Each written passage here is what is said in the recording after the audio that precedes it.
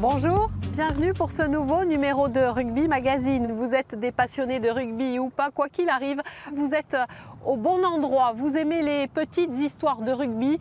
D'abord, on va aller du côté de l'Aude, prendre un petit peu le pouls de ce club de Carcassonne qui est un peu en perdition dans le championnat de Pro D2. On va essayer de voir s'il y a des solutions, mais d'abord, le sommaire. Il a dit non à Carcassonne. Mathieu Blin ne veut plus entraîner, fatigué, usé par ce milieu. Il est notre invité. C'est l'un des gestes les plus techniques du rugby, le lancer. Comment faire un bon lancer? C'est Théo qui nous guide. Mais d'abord, le rugby dans l'Aude est-il en péril? Carcassonne-Narbonne, deux bastions en difficulté. Place à notre dossier. Elle trône au-dessus de Carcassonne, la cité, une forteresse imprenable, symbole d'un département, l'Aude, terre historique de rugby. 26 clubs répartis sur un tout petit territoire, 26 clubs parmi lesquels Narbonne et Carcassonne qui jouent des coudes en Pro D2. Ce soir-là, dans un bar de Canet-d'Aude, le Racing Club de Narbonne fait sa promotion. Le président en personne est là. La fierté, on l'a quand l'équipe de France elle gagne, on l'a quand Mévian ou quand Canet gagne, mais j'espère que vous l'avez quand Narbonne gagne. L'idée, c'est de recréer une fierté au niveau du territoire, de ramener des gens au stade, et d'amener toute une ferveur autour du Racing.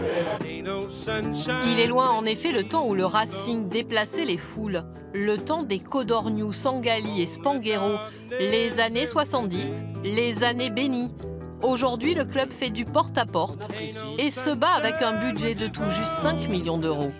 Je ne crois pas à la théorie des grandes villes qui vont tout prendre par rapport aux villes moyennes. Donc les villes moyennes doivent se battre avec d'autres atouts. Et je pense qu'un retour à l'identité au sens large du terme, avec un business model un petit peu différent, sera le seul moyen de développer et de réussir un projet de rugby à haut niveau dans une ville moyenne. Celui qui connaît bien le département, c'est Christian Labitte. Un Christian Labitte qui, dans la même saison, aura réussi l'exploit d'être l'ancien manager de Narbonne et le nouveau de Carcassonne. C'est pas simple parce que je suis toujours confronté dans ce système où on joue la survie ou en tout cas on joue le bas de tableau. Donc il faut trouver les solutions. Trouver des solutions pour que Carcassonne sauve sa place en Pro D2. Christian Labitte connaît bien la maison, il a vécu les débuts de l'USC, mais le rugby a changé et le mental ne fait plus tout au haut niveau. Nous, on a changé dans notre façon de faire, alors que lui, il a encore resté un peu sur ses méthodes qui fonctionnaient. Qui fonctionnaient à l'époque. Après, je ne sais pas si on va dire, si les méthodes qu'il a sont toujours efficaces comme elles ont été avant. On n'a pas l'historique d'autres clubs qui ont toujours évolué au plus haut niveau. Nous, on arrive d'en bas. Voilà, mais enfin, on s'est battu pendant des années pour maintenir le club à ce niveau-là. Descendre serait dur dans la mesure où on ne s'y attendait pas du tout. L'Aude, terre d'histoire et de combat. Pour Carcassonne, la route du maintien s'annonce longue. La cité, elle, n'est plus tout à fait imprenable. La route s'annonce longue pour cette équipe de Carcassonne. C'est un vrai chemin de croix, cette Pro D2. Carcassonne qui a fait appel il y a quelques semaines à Mathieu Blin pour faire un audit du club, prendre un petit peu le pouls des tensions aussi. Mathieu Blin, c'était peut-être l'homme de la situation, mais il a décliné l'offre du club. Mathieu Blin est fatigué du rugby. Il est l'invité de Rugby Magazine. Bonjour Mathieu. Salut. C'est un peu étonnant de te voir à Carcassonne, sous le soleil de Carcassonne. Ça va? Ça se passe bien? Ouais, ça va.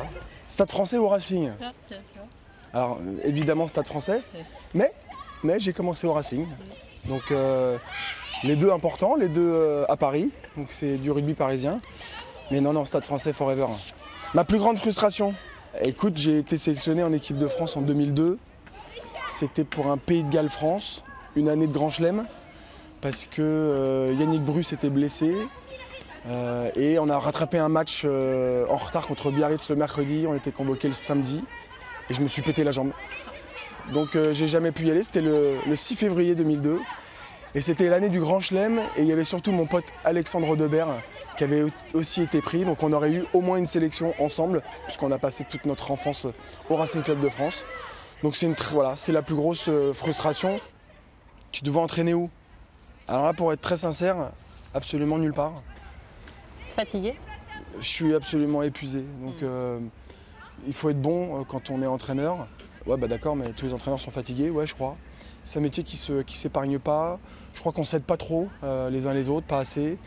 Je pense qu'on se forme pas assez. Je pense qu'il n'y a pas d'espace de discussion, d'analyse de pratique, d'échange. Je pense qu'on est très franchouillard pour le coup là où on garde son précaré secrètement, alors que si ça partageait, tout le monde serait bien meilleur. Donc ceux qui sont meilleurs resteraient meilleurs et ceux qui le sont moins bons évolueraient.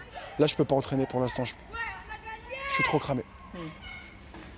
Pourquoi ça ne marche pas à Carcassonne? Ton job? En tout cas, c'est pour ça qu'on m'a demandé de venir. Et ils ont peut-être été un petit peu trop loin tous ensemble. Donc à un moment donné, ça se crispe. Les joueurs qui disent oh, c'est un peu trop compliqué, les entraîneurs qui disent oh, vous faites chier parce qu'en fait c'est vous qui nous avez demandé. Donc il a fallu nettoyer tout ça. Il a fallu juste faire reparler tout le monde. Le problème c'est que dernier du championnat avec 8 points de retard sur le 15e et le 14e, c'est un peu beaucoup et c'est vraiment un travail qui n'est pas récompensé. Tu rêves à quoi en te rasant le matin? Ouais, je vois que tu traces plus beaucoup, mais... Ça, c'est une question qui est un peu intime,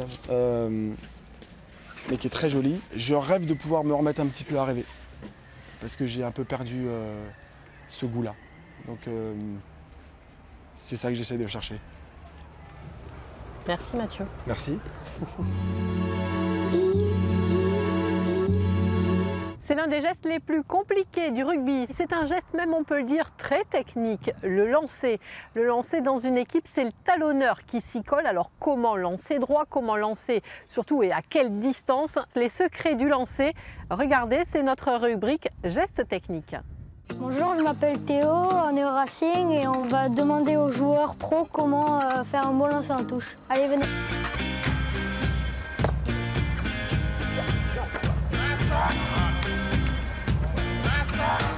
Bonjour, je m'appelle Théo et vous avez montré comment on fait des touches. Oui.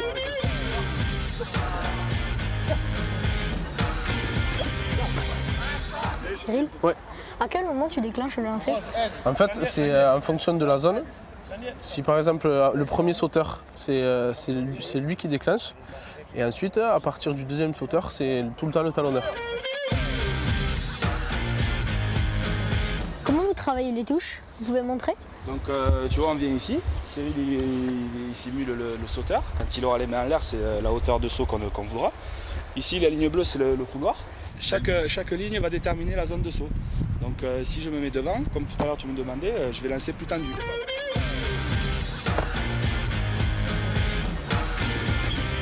Voilà. Donc la main droite en haut, la main gauche en bas, comme ça. Là, le ballon est droit face à toi. C'est pas mal pour un début. Pourquoi c'est toujours les talons qui lancent? Parce que les autres ils sont nuls ou... Non, parce qu'en fait c'est plus ou moins ceux qui arrivent à lancer. Parce que regarde, par exemple, le talon, là c'est un ailier qui va lancer et tout au fond ça va être compliqué.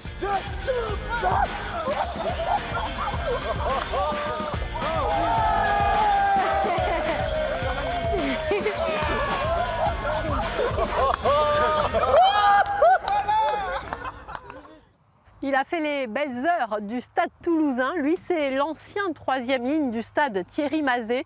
Thierry Mazet méritait une place dans notre rubrique rugby vintage. Thierry Mazet, c'est Didier Laguerre qui l'a rencontré du côté du stade toulousain, bien évidemment. Regardez.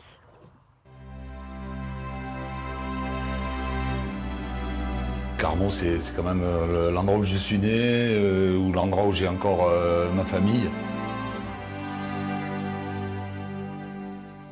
Mon père est donc d'origine italienne, il est arrivé après la guerre parce qu'il avait besoin de main-d'œuvre, donc il est arrivé à Carmont, il a rencontré ma maman.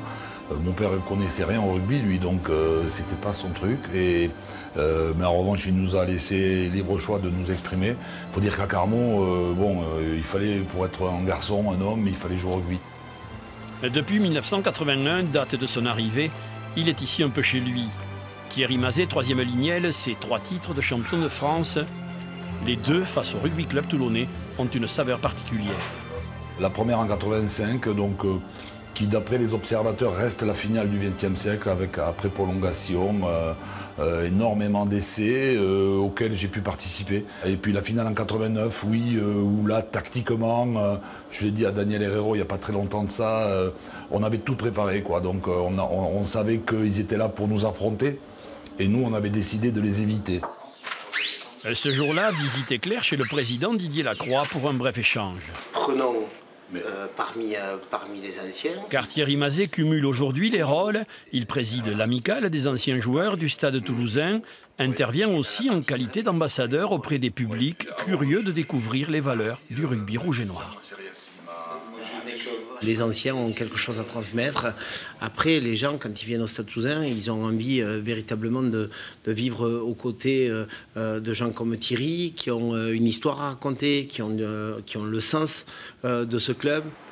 De cette connaissance du rugby, de ces 9 saisons passées sous le maillot stadiste, Thierry Mazet en a fait sa profession. Dans son bureau du centre-ville, il élabore les stratégies en direction des entreprises pour optimiser, faciliter les rapports humains. Un entrepreneur, pour pouvoir manager son équipe, a besoin de repères. Donc je me sers du rugby comme un référentiel. Bon, on en est où? Pour trouver les mots justes, Thierry peut compter sur les conseils avisés de sa fille Lucie, elle-même employée dans une agence de communication. Quand on voit l'image. Ouais. Je l'aide vraiment à construire toute la marque autour de son produit. Et sa marque, en fait, c'est lui, c'est Thierry Mazet.